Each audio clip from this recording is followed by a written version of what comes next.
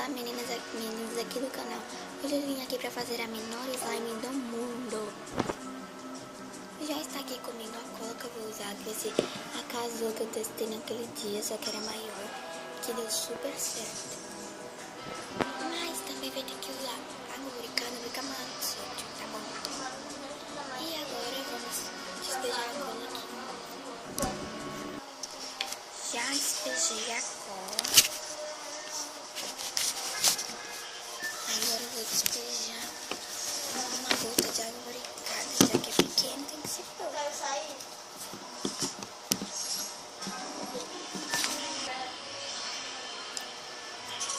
Quase caiu demais.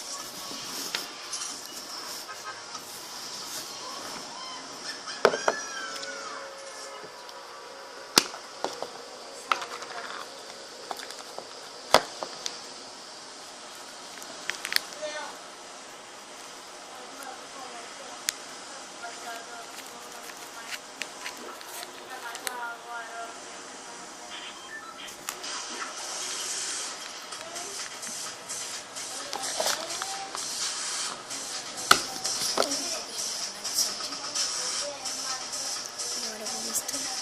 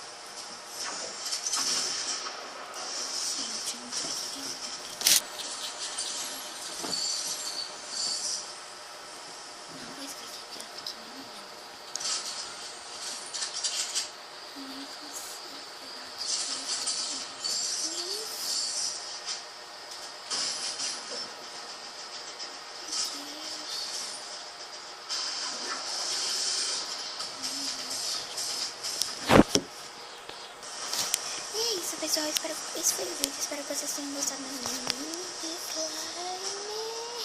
E se inscreva no canal e deixe seu gostei também. E toque também para dar notificações para não perder nenhum vídeo novo. Se vocês quiserem que eu teste mais colas, que eu faça mais tipos de slime, isso é com vocês, tá? E tchau, tchau!